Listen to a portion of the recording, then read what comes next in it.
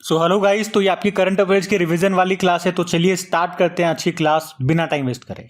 तो इस प्रश्न में आपसे पूछ रहे हैं, अभी 2024 में खजुराहो नृत्य महोत्सव का कौन सा संस्करण आयोजित किया गया? तो आंसर होगा 50वां। आपको बताएं खजुराहो नृत्य महोत्सव का आयोजन कहाँ पे होता है? मध्य प्रदेश में, मध्य प्रदेश के छतरपुर जिले के खजुराहो में। और इस बार 50वां संस्करण इसका आयोजित हुआ। मध्य प्रदेश से कुछ और महोत्सव मैं आपको रिवाइज कराऊं तो कूनो वन महोत्सव ये मध्य प्रदेश में होता है, तानसेन महोत्सव ये यहीं का है, नमस्ते ओरछा महोत्सव हुआ था, मिर्ची महोत्सव हुआ था, एक मांडू महोत्सव भी याद रखना। लेकिन अगर मैं आपसे पूछूं अंतरराष्ट्रीय सूरज कुंड महोत्सव का आयोजन कहां पे हुआ? फरीदाबाद हरियाणा में। अंतरराष्ट्रीय गीता महोत्सव कुरुक्षेत्र हरियाणा। और अभी ये भारत के बाहर कहां पे आयोजित किया गया ये भी याद रखना, श्रीलंका में। और लेवेंडर महोत्सव होता है जम्मू कश्मीर में, ध्यान रखना। ये अगला प्रश्न देखते हैं। पूछ रहे अभी हाल ही में आचार्य विद्यासागर महाराज जी का निधन हो गया, उनका संबंध किस धर्म से था? तो आंसर होगा जैन धर्म। तो प्रसिद्ध जैन भिक्षु आचार्य विद्यासागर महाराज जी ने अभी छत्तीसगढ़ के राजनंद गांव के डोंगरगढ़ में चंद्रगिरी तीर्थ में सल्लेखना के माध्यम से समाधि प्राप्त कर ली है।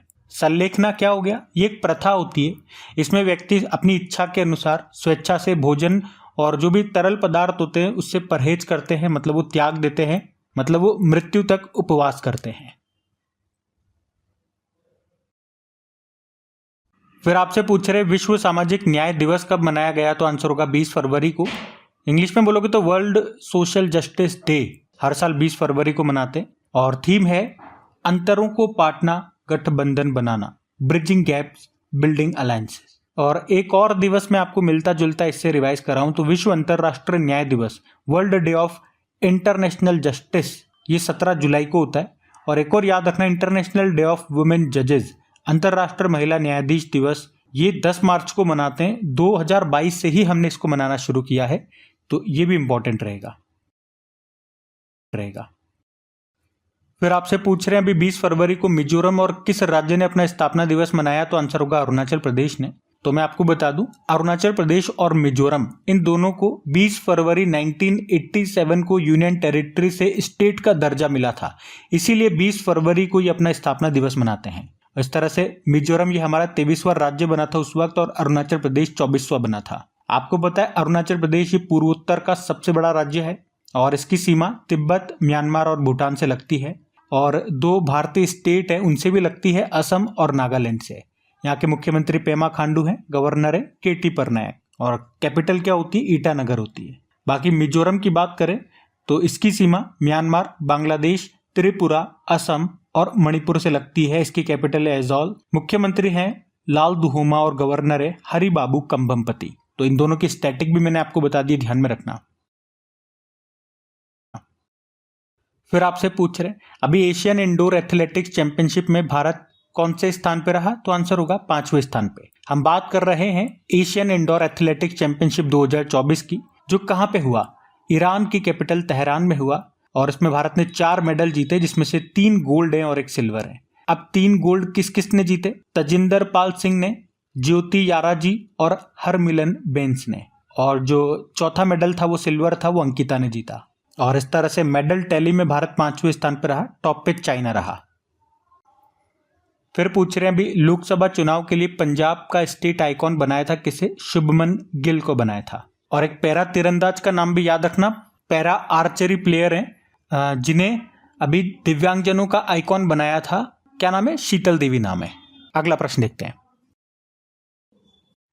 फिर आपसे पूछ रहे हैं अभी अंतरराष्ट्रीय सौर गठबंधन में शामिल होने वाला 119वां देश कौन सा बन गया? तो आंसर होगा माल्टा बन गया। यूरोपीय देश है ये माल्टा, और इंटरनेशनल सोलर अलायंस में शामिल होने वाला ये 119वां देश बना था। माल्टा की कैपिटल बात करें तो वेलेटा होती है, प्रधानमंत्री हैं रॉबर्ट एबेला, और माल्टीज लीरा यहाँ की करेंसी है। ये भूमध्य सागर में एक द्वीपीय देश है। और इंटरनेशनल सोलर अलायंस के बारे में आप जानते ही हो, 2015 को पेरिस में संयुक्त राष्ट्र जलवायु सम्मेलन के COP 21 में प्रधानमंत्री नरेंद्र मोदी और उस समय जो फ्रांस के राष्ट्रपति थे ओलांद, उन्होंने इंटरनेशनल सोलर अलायंस की स्थापना की थी, जिसका लक्ष्य क्या है? 2030 तक 1000 गीगावाट सौर क्षमता हासिल करना। और इसका हेडक्वार्टर आपको गुरुग्राम में मिलेगा। एकमात्र अंतरराष्ट्रीय संगठन है जिसका हेडक्वार्टर भारत में है, और इसके डायरेक्टर जनरल हैं अजय माथुर। फिर अगला प्रश्न पूछ रहे हैं, अभी बहुराष्ट्रीय सैन्य अभ्यास जिसका नाम है शांति प्रयास 4, इसका आयोजन ये कहाँ पे किया गया? तो आंसर होगा काठमांडू में। तो ये एक बहुराष्ट्रीय सैन्य अभ्यास है जिसका नाम है शांति प्रयास 4, जिसका आयोजन अभी नेपाल की कैपिटल काठमांडू में किया गया। और इसकी मेजबानी किसने की? नेपाली सेना और अमेरिकी इंडो पैसिफिक कमांड ने। और इसमें भारत, पाकिस्तान, बांग्लादेश, श्रीलंका, नेपाल जैसे 19 देशों के 1125 से अधिक प्रतिभागियों ने इसमें हिस्सा लिया था। तो सिंपल सा याद रखेंगे, ये एक बहुराष्ट्रीय सैन्य अभ्यास था, शांति प्रयास 4 इसका नाम था। पूछेंगे कहाँ पे हुआ? तो नेपाल की कैपिटल काठमांडू में हुआ था। नेपाल की करेंसी क्या होती है? नेपाली रुपया। प्रधानमंत्री हैं पुष्प कमल दहल प्रचंड और प्रेसिडेंट हैं श्री रामचंद्र पौडेल। फिर आपसे पूछ रहे, अभी शशि थरूर को किस देश के सर्वोच्च नागरिक सम्मान knight of the legion of honour से सम्मानित किया गया? तो आंसर होगा फ्रांस। तो शशि थरूर के बारे में आप जानते ही हो, कांग्रेस के वरिष्ठ नेता और लेखक भी हैं ये। और अभी फ्रांस का सर्वोच्च नागरिक सम्मान इन्हें मिला जिसे कहते हैं Chevalier de la Legion d'honneur, यानी कि knight of the legion of Honour. और ये लेखक है तो इनकी बुक आती रहती है। अभी एक लेटेस्ट इनकी बुक आई थी जिसका नाम है अम्बेडकर अ लाइफ। और फ्रांस की बात करें तो कैपिटल पेरिस होती है। 2024 में समर ओलंपिक यहीं पे हो रहे हैं 33वें नंबर के। करेंसी है यूरो। President Emmanuel Macron. आपको याद होगा इस बार 75 नंबर का हमारा जो रिपब्लिक डे था उसमें चीफ गेस्ट यही थे। और यहाँ के प्रधानमंत्री अभी बने वो फ्रांस के सबसे युवा प्रधानमंत्री भी है और वहाँ के पहले गे प्रधानमंत्री भी हैं, उनका नाम गैब्रियल अटल है। तो ये याद रखना। फिर आपसे पूछ रहे भी अंतर्राष्ट्रीय मातृभाषा दिवस कब मनाया गया? तो आंसर होगा 21 फरवरी को, इंटरनेशनल मदर लैंग्वेज डे। अच्छा, अगर मैं आपसे पूछूं, अभी 3 भाषाओं को हमारी शास्त्रीय भाषाओं में क्लासिकल लैंग्वेजेस में जोड़ा गया था, वो जरूर याद रखना। कौन कौन सी हैं? पाली, प्राकृत और फारसी। फारसी 9 नंबर की बनी थी। और पहली कौन सी थी जो 2004 में बनी थी? तमिल थी। फिर आपसे पूछ रहे हैं अभी दादा साहब फाल्के अंतर्राष्ट्रीय फिल्म फेस्टिवल अवार्ड्स 2024 में बेस्ट फिल्म का पुरस्कार किसने जीता? अच्छा प्रश्न है, सारे इंपॉर्टेंट पॉइंट एक एक करके बताऊंगा, ध्यान से सुनना। तो इसका तो उत्तर जवान हो जाएगा। हम यहाँ किसकी बात कर रहे हैं पहले ये ध्यान रखो, दादा साहब फाल्के अंतर्राष्ट्रीय फिल्म फेस्टिवल अवार्ड्स 2024 की। तो इसमें बेस्ट फिल्म का अवार्ड मिला जवान मूवी को। बेस्ट एक्टर शाहरुख खान रहे जवान मूवी के लिए। बेस्ट एक्ट्रेस रही थी Rani Mukerji Mrs Chatterjee versus Norway movie के लिए। और बेस्ट डायरेक्टर संदीप रेड्डी वांगा रहे थे एनिमल मूवी के लिए। और इसमें क्रिटिक्स कैटेगरी में, क्रिटिक्स श्रेणी में बेस्ट फिल्म 12th फेल रही थी। बेस्ट एक्टर विक्की कौशल रहे थे सैम बहादुर के लिए। और बेस्ट एक्ट्रेस करीना कपूर रही थी जाने जान के लिए। और बेस्ट डायरेक्टर एटली थे जवान के लिए। क्रिटिक्स अवार्ड्स का मतलब क्या हो गया? तो इसमें जो हम सेलेक्ट करते हैं बेस्ट फिल्म को, बेस्ट एक्टर को, तो वो दर्शकों के द्वारा नहीं किया जाता है, बल्कि जो फिल्मों के श्रेष्ठ आलोचक होते हैं वो इनका निर्णय लेते हैं। और यहाँ पे बेस्ट इंटरनेशनल फिल्म का अवार्ड किसे दिया गया होगा? ओपेनहाइमर को। अभी ओपेनहाइमर ने जितने भी अवार्ड्स हैं, इस तरह के फिल्मी अवार्ड्स होते हैं, उसमें यही टॉप पे था। बाफ्टा अवार्ड ले लो, गोल्डन ग्लोब अवार्ड ले लो, ऑस्कर ले लो, यही है इस साल। और यहाँ से एक प्रश्न और अगर मैं आपसे पूछूं कि अभी दादा साहब फाल्के पुरस्कार ये भारतीय सिनेमा में आजीवन योगदान के लिए दिया जाता है भारत सरकार के द्वारा, जिसकी शुरुआत होती है 1969 में। जो पहली बार अगर पूछे किसे दिया गया था तो पहली बार देविका रानी को दिया गया था। अभी लेटेस्ट पूछूं तो अभी 53rd नंबर का दिया गया था वहीदा रहमान को। उससे पहले 52वां दिया गया था आशा पारेख को। तो ये भी ध्यान में रखना। ये जो दादा साहब फाल्के जी हैं इनको भारतीय सिनेमा का पितामह कहा जाता है।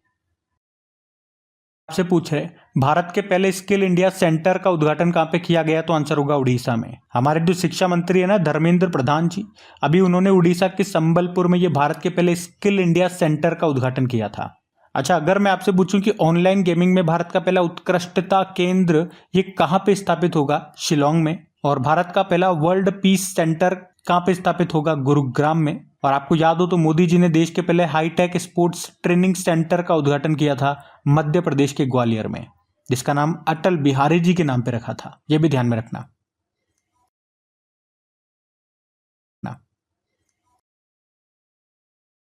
फिर आपसे पूछिए अभी under water photographer of the year का खिताब किसने जीता? एलेक्स डॉसन ने। ये स्वीडिश फोटोग्राफर है एलेक्स डॉसन और अभी इन्होंने under water photographer of the year 2024 का खिताब जीता था। इन्होंने जो फोटो ली थी वो मैं आपको दिखाऊंगा क्योंकि बोल के नहीं बता सकता हूँ। तो आप देखो, ग्रीनलैंड की बर्फ के चादर के नीचे एक गोताखोर को मिंक वेल के कंकाल की खोज करते हुए दिखाया गया इनकी फोटो में। उन्हें ये खिताब लंदन में दिया गया। और आपको इसी तरह से याद होगा, wild life photographer of the year का अवार्ड मिला था नीमा सरीखानी को। पोलर बियर की फोटो खींची थी इन्होंने आइस बेड पे सोते हुए, याद होगा आपको। फिर आपसे पूछ रहे अभी फरवरी 2024 में मोदी जी ने कहां पर भारत की सबसे लंबी रेलवे सुरंग का उद्घाटन किया था? तो आंसर होगा जम्मू कश्मीर। तो याद रखना, मोदी जी ने भारत की सबसे लंबी रेलवे सुरंग का उद्घाटन किया था कहां पे? जम्मू में। और ये भारत की सबसे लंबी रेल सुरंग है जो कि जम्मू में उधमपुर श्रीनगर बारामूला रेल लिंक पर खुलती है, जिसका नाम है T50।